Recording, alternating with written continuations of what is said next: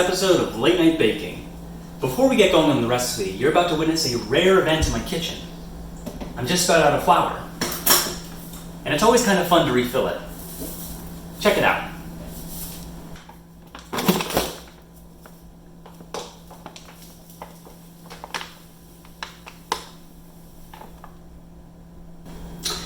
It usually goes a lot smoother than this, but I only had the one shot, so the show must go on. Tonight, we're going to be making scones. To start, you get your flour, and because I'm going to be doubling the recipe, we're going to get 4 cups. Ooh, gotta be careful. 1, 2, always knife off your cups to get a nice, perfect, even measurement. And 4.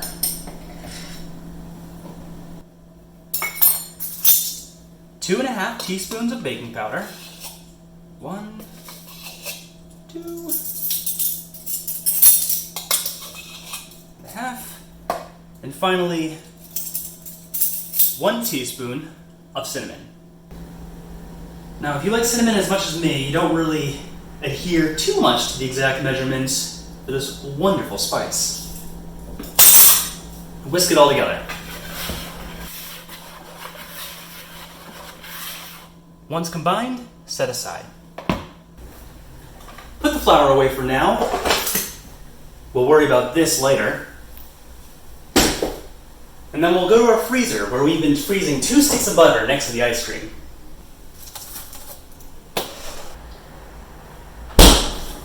Get that handy cheese grater out and grease it up on one of the finer sides of life. Grab that stick of butter with your bare hands and start shredding.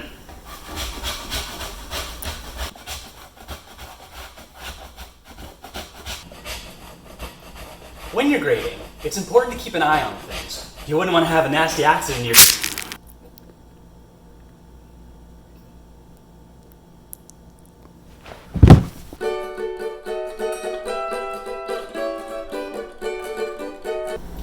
Then you take your frozen grated butter. You take your frozen grated butter and add it to the flour mixture.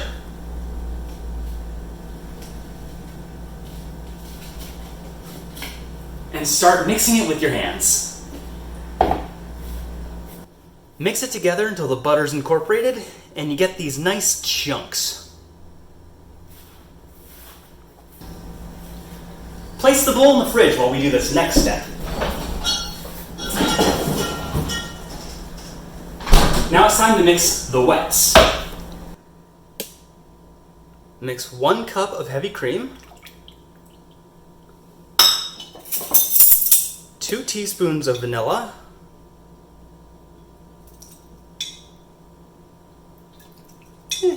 little more. There we go. 1 cup of brown sugar, and 2 eggs. Whisk it together.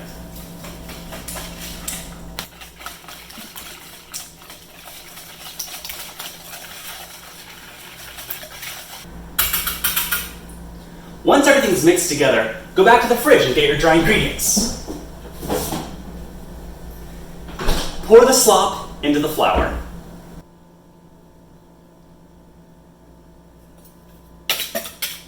Get all that good slop.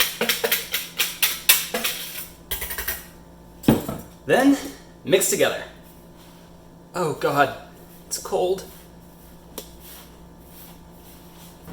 If you find that the dough is a little too sticky, you can go ahead and add in a little more flour.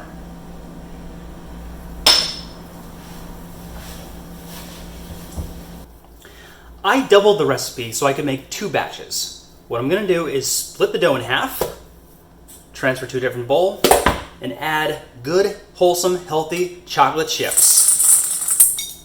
And mix those in. Oops, straggler. Some heathens actually don't like chocolate chips, so I thought I'd throw them a bone, or should I say, a a scone, and make a plain version. Now, that flour I spilled earlier is actually going to come to our advantage, because we want to lightly dust our floured surface.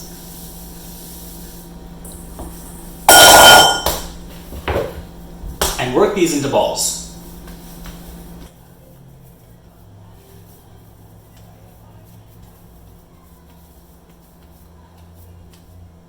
The chocolate chip's bigger, and therefore better. Get your baking pan, line it with wax paper, and place your dough ball on top and press it into a disc.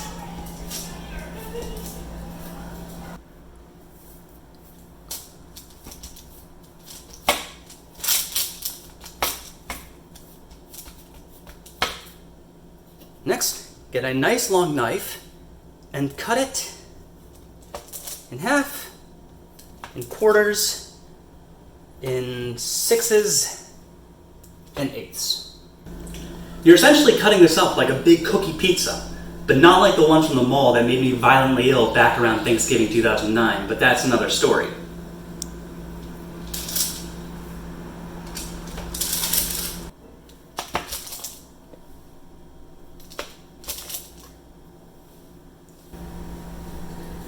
Then grab your food paintbrush, get a little bit of that heavy cream, and give your scone dough a nice layer of cream.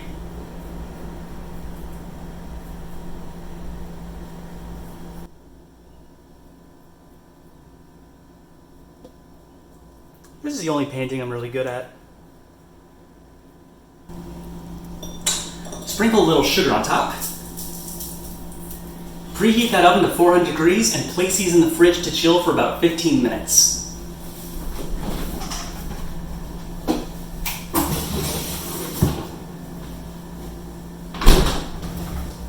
Well, our oven has gone off like an angry parent, and our scones have firmed up like a gentleman's handshake.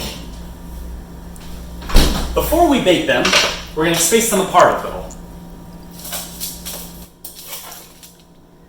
Just a few inches between each piece.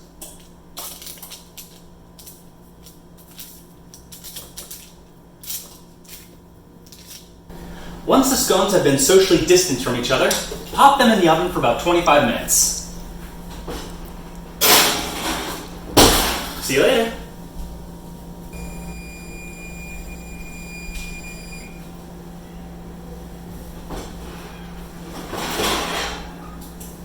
Whew. Well, it looks like a few of the scones could have used a bit more social distancing, but they'll taste fine. More importantly, though, they're not too soft, they're not too firm, they're just right. We're going to set these aside to cool. You could either call it a night and enjoy these, or you could stick around for the super complicated vanilla icing recipe. I'll let you decide.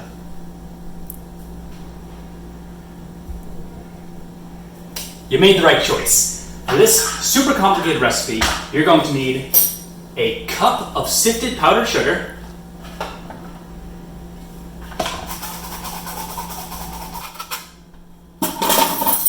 two tablespoons of the cream,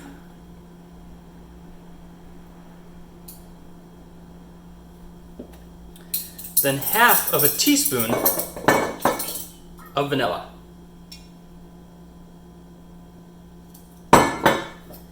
And mix that together with a spoon.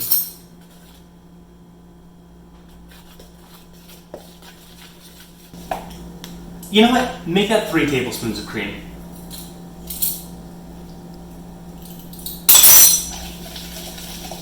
Much better.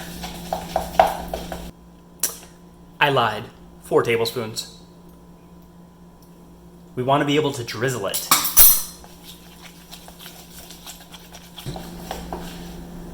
There we go, that's what we want. Take the scones and drizzle to your heart's content.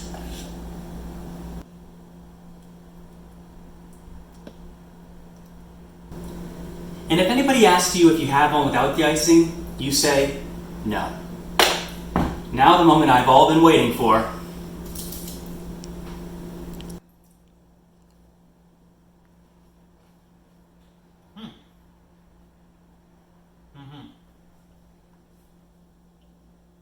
my first time making scones, actually.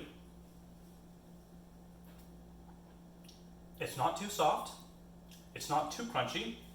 It is a paradox that defies the laws of nature. I hope all of you have a good late night.